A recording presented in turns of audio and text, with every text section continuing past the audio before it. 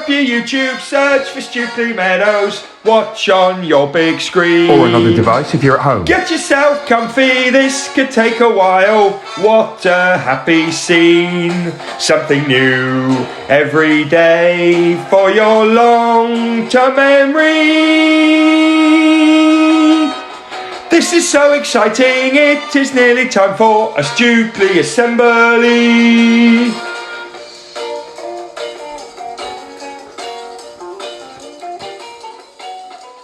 Good morning, good afternoon or good evening everyone. I haven't got time to do all the strap lines. I haven't even got time to put all the red bits up there. It's supposed to be reading assembly, but Mr. Watley has put together an e-safety assembly. He's talking to you all about being safe online. I asked him to do a short video. He's done an 18-minute spectacular. So we're going to go straight to Mr. Watley. Big thanks to him for putting this together at the last minute. Listen, track Mr. Watley. He's saying good things. He's saying safe things. Here we go. Hello everybody, it's Mr. Watley again with a slightly different video today. Normally I'd read you a book, but Mr. Singleterry's asked me to speak to you about internet safety because it's safety week this week. And it's really important we talk to you every so often and remind you about the internet, what's great about it, but also what we need to be careful of. So that's what I'm going to do. And then I will actually end with a story because I happen to have a story which is linked to that as well. It's quite a fun story. The internet, what is it? Well, the internet is lots and lots of computers and computer devices all linked together. If you access the internet, it means you join your computer or your phone to lots of other computers, to a network. And it's brilliant because it means that we can communicate with people all over the world almost instantly. So I can send something from here to America straight away, as in, hello, how are you? I'm fine, thanks, I'm in America. Magic, it's that quick. In the past, we'd had to have sent it via a letter. It can take weeks or months to get there. We can send messages instantly. It also means we can do fun things like playing computer games like the PlayStation or the Xbox or the Nintendo Switch against people around the world. So we can play games and we'll be playing somebody in Australia or we'll be playing against somebody in Holland or Amsterdam or somewhere like that through the internet. I'm playing here. My computer's connected to the internet so I can play against anybody else on the internet, which is really good. More people to play with. There are loads of great uses for it and that's why it's so popular. That's why we use it so much. However, there are so many people using it and there are so many different ways to use it that there are also lots and lots of things which we need to be really, really careful of. Sadly, the world isn't full of lovely, lovely people like you. It's actually got some people in it who might not be very nice and who might have bad ideas that they want to do.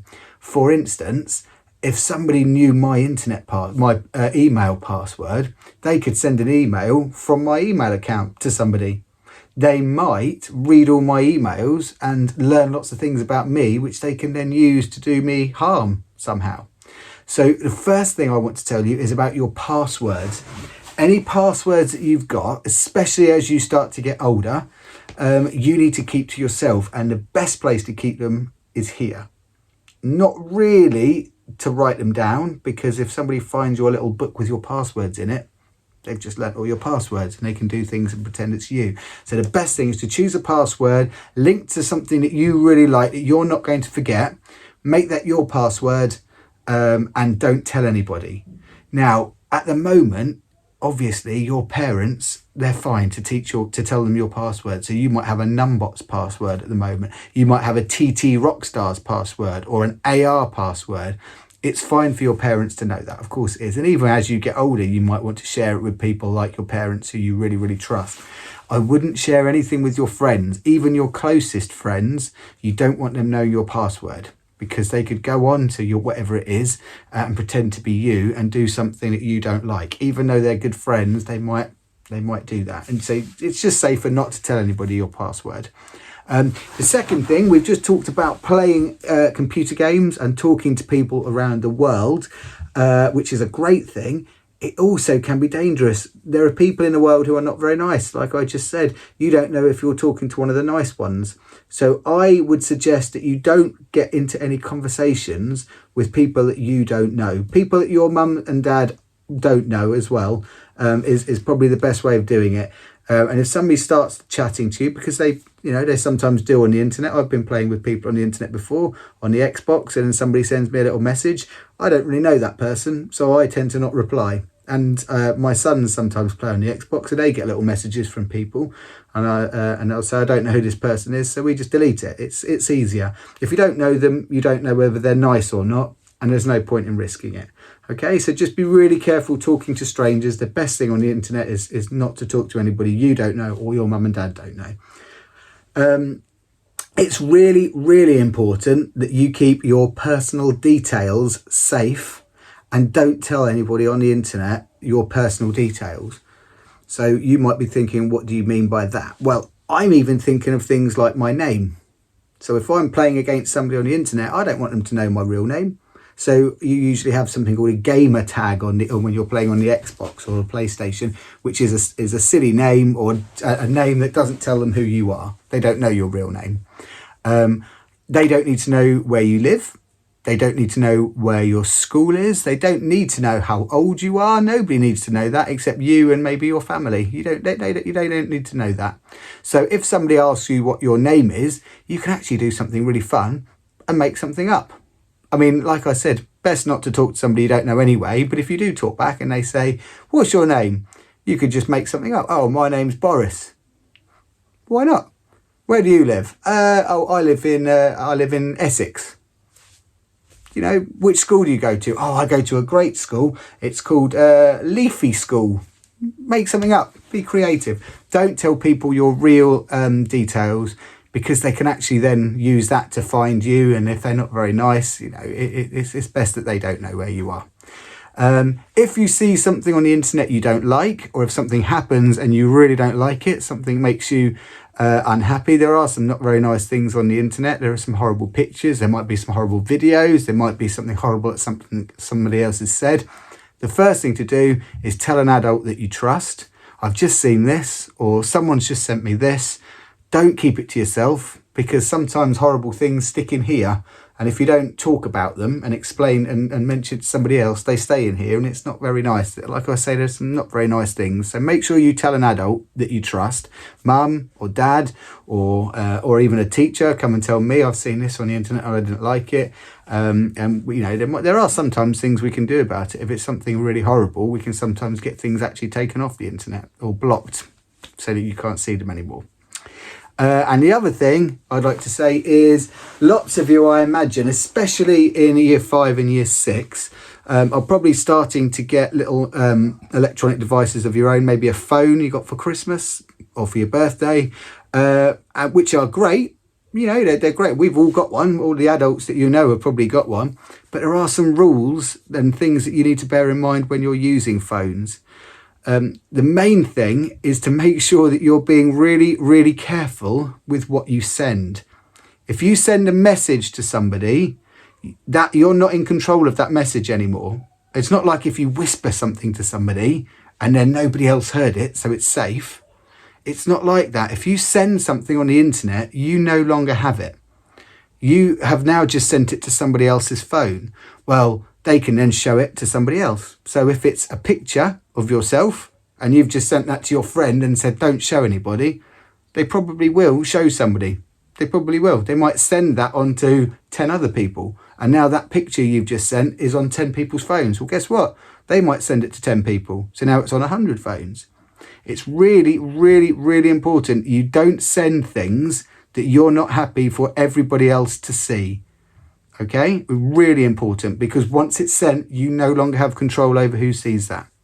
Just the same if you write something horrible about somebody, which sadly, it happens. It happens. It makes me sad to think of it, but people do write things that aren't very nice. And if you send that to somebody, well, they can then what's called screenshot, which means take a photo of it and send that to everybody. Look what he's just said about you. Look what he's said about this person. And you no longer have control. It happens all the time. It might have even happened to somebody you know.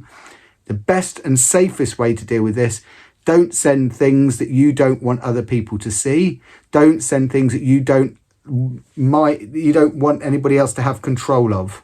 Be really, really careful and just be nice. Send nice things. You look nice today. Send. Here's a picture of me. Send. I've taken a picture of my cat. Send. Why not? Nice things. Okay? Anyway, on to my story. I have got a story which is very closely linked to that last thing I've just said, which is about being careful with your phone. And it's a Goldilocks story. And here she is.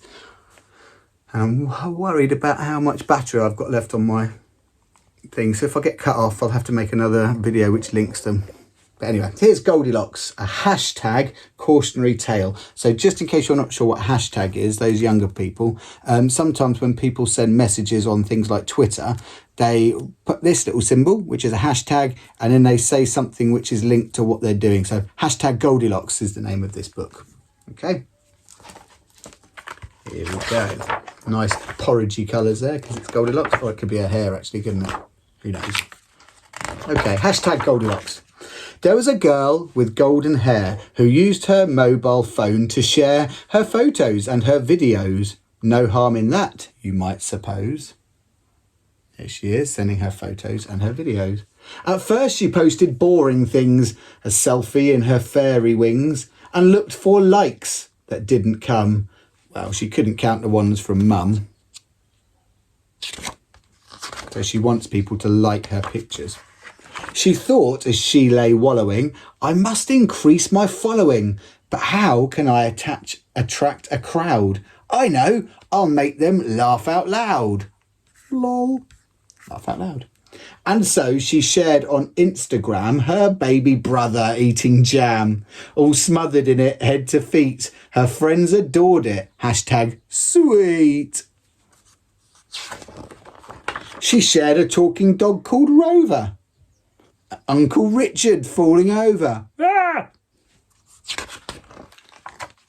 Farting ferrets. Frisky rabbits. Little kids with silly habits. Now her posts got lots of likes. Her ginger kittens riding bikes got over 50,000 hits. Goldilocks was thrilled to bits. But then her followers got bored of funny cats and they ignored her baby brother's latest antic. Goldilocks felt friendless, frantic. So now she needs to do something more exciting to keep them interested.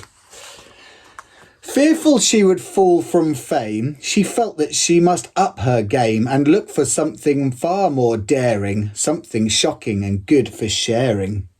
Off she skipped into a wood in which an empty cottage stood, and with a cheeky little grin, she took a selfie, breaking in. Oh dear. And now, first of all, she's broken into somebody's house, which is not a good idea, obviously, and against the law. She's taken a photo of it, which means that everybody else has now got a photo of her breaking into somebody else's house. She videoed the table laid with bowls of porridge freshly made. She grabbed the smallest, ate the lot, and posted hashtag piping hot. Then, swinging on the tiny chair, it broke and flung her in the air. She didn't care. Hashtag fun. She filmed the damage that she'd done. Now everybody's got a picture of what she's done. Not just her. I wonder what's upstairs, she said, and bounced from bed to bed. And then, collapsing in a heap upon the smallest, hashtag sleep. But as she slept, 3 bears walked in. It's her! There's porridge on her chin. She's in my cot, cried Baby Bear. She ate my breakfast and broke my chair. The bears were such a scary sight that Goldilocks ran home in fright. But it was no good hiding there, for who came knocking? Daddy Bear. And Daddy Bear was not alone. A gruff policeman took her phone. He'd seen her posts and all the shares, which proved that she had upset the bears. "You must be punished for this crime," he said, "and you must spend your time inside the bear's house, sweeping floors, mending chairs and doing chores." All summer long she went each day. No time for phones, no time to play. And even when they set her free, her posts lived on for all to see. Like I said, those pictures don't go anywhere. Still be there. But then, in answer to her prayers, she was forgiven by the bears. And she learnt her lesson in the end. And she thinks before she presses send. And that's the main message I wanted to give you. Just be really, really careful of what you put on the internet, what you send from your phone, what you type on your computer or on your Xbox or PlayStation. Just be really careful what you send, because once you've clicked send, you can't bring it back. That message has gone and somebody else is now in control of it and can show who they like. Just be really careful with that. I think my battery's going to last just for a quick quiz. So I've got here from that book, Goldilocks quiz, but it's not actually about Goldilocks, it's about what we've just talked about. So here we go, I'll do a few of them. Okay, is it okay to share pictures or information online about somebody without their permission? That's quite an easy one, isn't it? What do you think? Is it okay to share information about somebody else without their permission? No, of course it's not. When you post something online, on the internet, when you put something on the internet, who can see it? Is it just your friends? Is it just your friends and family? Is it your Auntie Linda? Or is it everyone? Remember what we said at the beginning, everybody who connects to the internet is connected to each other. So if you post something on the internet, it means that everybody can see it. Just be aware of that. What should you do if you post something that you shouldn't have done online? Should you delete it? Delete it and ask your mum or dad and teacher for advice, or hope that nobody notices? Well, that's a tricky one as well. It depends where you've put it, because if you've sent it from your phone, there's not a lot you can do. You can't unsend that message very easily, especially if they've seen it. If they've seen it, that's it. They've got it. So that's a bit of a tricky one. If you can delete something that you think, oh no, I shouldn't have done that, then yeah, definitely delete it and maybe mention it to mummy or a teacher. But if you've done it from your phone, just be really careful. There's not a lot you can do. Is it okay to write nasty things about someone online? What do you think? Is it okay to write a letter to somebody online and say something horrible to them, or even send a message to somebody else that's horrible about somebody? Have you seen her shoes? They're not very nice, are they? Oh, he looks a bit scruffy today. Look at his hair. Is it nice to send that sort of thing? No. Of course it's not. No, there's no two ways about it. If it's not nice, you don't say it and you don't send it. Quite simple.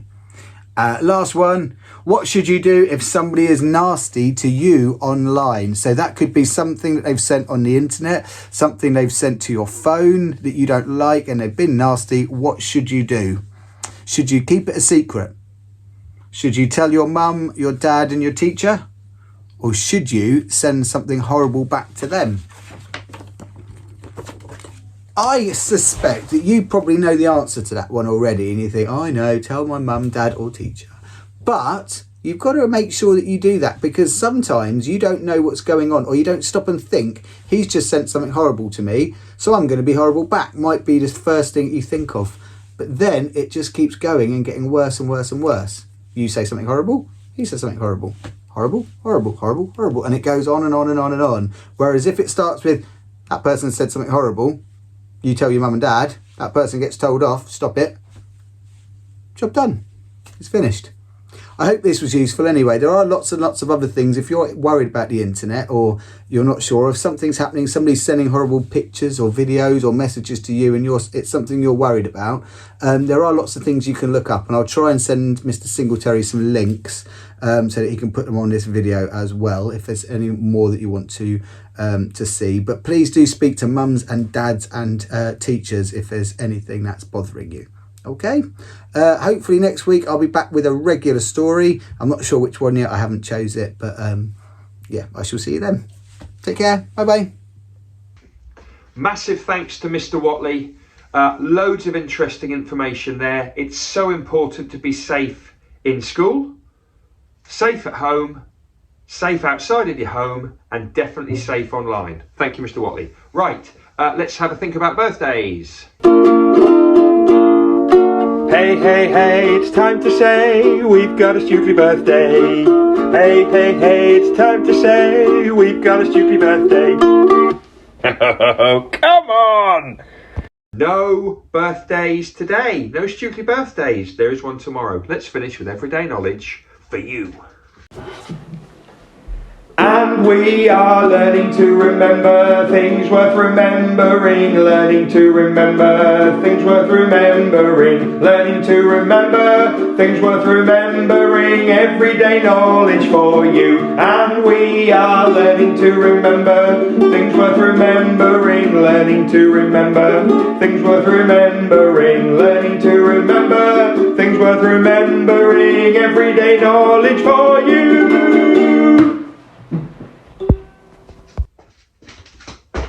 Okay, I've given you 3 objects from my garage so far, just for a bit of fun. Can you remember what they are?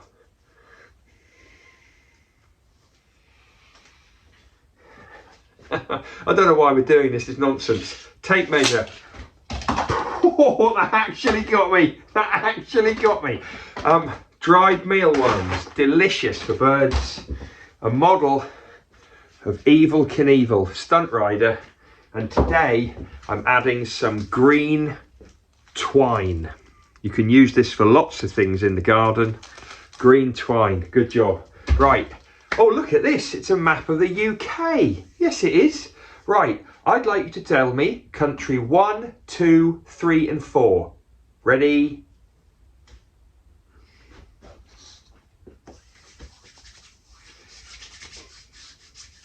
Scotland, Wales, Northern Ireland, England. Now can you give me the 4 capital cities? Capital 1, 2, 3, 4.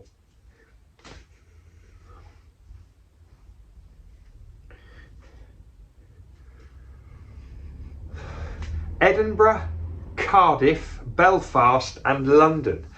Now can you give me body of water A? Atlantic Ocean, well done. Now can you give me the body of water D?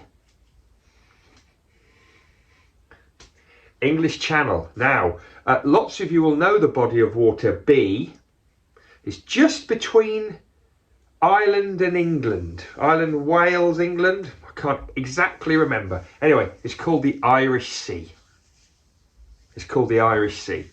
And the last one, which we haven't spoken about, is C. Is another huge body of water. You can see it on the map there. That's the North Sea. So there we have our 4 bodies of water. Cool. Right. Oh, it's The Apprentice music. It's loud and stompy and it makes me feel good. sorry, very late. I wonder who the composer is.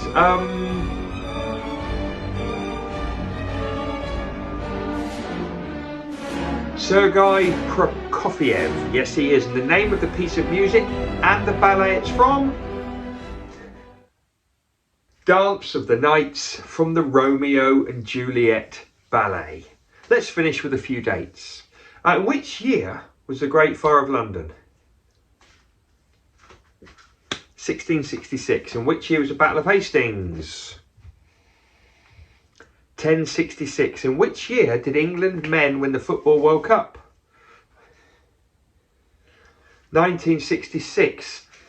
How many years later did the first man walk on the moon? 3. Very good. And which year was Charles Dickens born? 1812. Top work. See you next time.